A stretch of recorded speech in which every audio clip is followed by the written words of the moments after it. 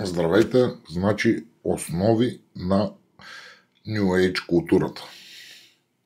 Значи първо основата е ченелинг, второ гадателски карти, трето синхроничности и четвърто ритуали и ритуални предмети. Значи започваме обяснението. Ченелинг, какво представлява ченелинга? Ченелинга представлява това, че директно общуване с божества.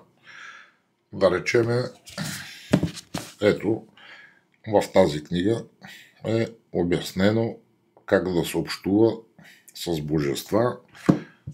Тук разговори с Бога, директно с Бога, ние от Доналд Уолш. Той е общувал директно с Бога и е написал тази какво си общувал с Бога в тази книга. Значи, това е в общи линии ченелинга. В тези книги е описано и как да общувате, какво чрез ченелинг. Така. След това гадателски карти, гадателски хороскопи и така нататък. Значи, ето, Дорин Върчо, напътствие от богините, извисени учители, Ребека Кембъл, лечебните води, Тарон Райдер Уейт и така, дори имаме и българка Вилма Младенова, цветовете, нали, тук в тази книга цветовете, дори и цветни карти, има и други цветните карти и така нататък. Значи, дори и аз измислих гадателски карти, хороскоп, битовизми, тъй наречения, ще си го възстановя и така нататък. Значи, това за гадаенето до тук. След това Тарото, световно известното Таро, нали? И сега синхроничностите. Примерно си поглеждате, повечето сте с електронни часовници, да речеме, как да ви го обясна.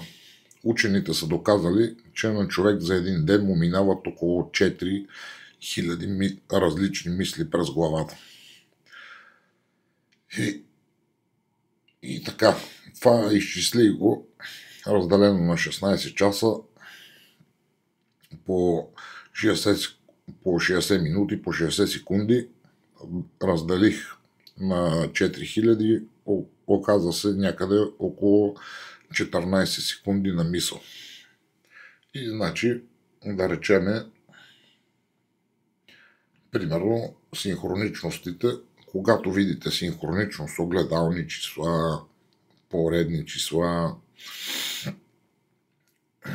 нали, или еднакви числа, значи това означава, че сте в правилните мисли, в правилната посока и точно това трябва да направите.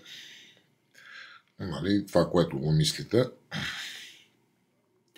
И така, ритуали, ритуални предмети, да речеме, ето ги моите духовни артефакти, нали, тъй като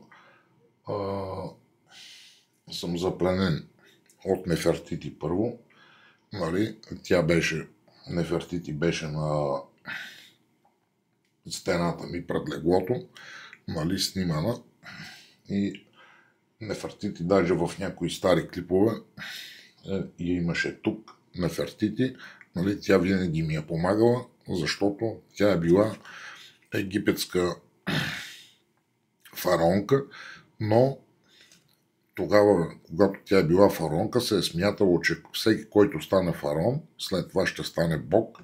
И, нали, и аз вярвам, че щом Нефертити е била фараонка, значи в момента е богиня. И винаги ми е помагала и така нататък. На времето имах такава пирамида, такава голяма, обаче някъде откраднаха, беше ми духовен артефакт и доста ми вървеше. Като откраднаха, нали, не предприех нужните мерки, казвам, това са глупости. После ми направиха и черна магия. Викам, това са глупости и станаха едни бъркоти, едни гадости, да не ви описвам.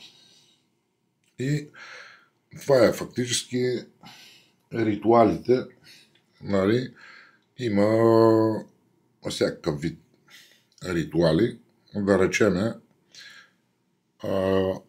за картите на пътствия от богините. Дорин Върчо, тя вече е християнка и се отрече от всичките си писания до преди 2017 година, но ние продължаваме на New Age. Тя беше написала, тя най-много ченелинг е направила, общувала е с богини, с божества и така нататък. И тя казва, примерно, върху картите на пътствие от богините да се сложи планински кристал върху тях, евентуално за да ги пази, за да казват до всичко правилно, когато гадаете с тях и така. Това е в общи линии основите на Spirit of the New Age. Ще направя различни клипове с подробности, фактически за основите. Всяка основа ще я разделя самостоятелно в различни клипове, кратко, ясно и бързо. Благодаря ви за сега и до нови срещи. Абонирайте се за канала, лайквайте, коментирайте, това много ми помага, както на всеки ютубър. Благодаря.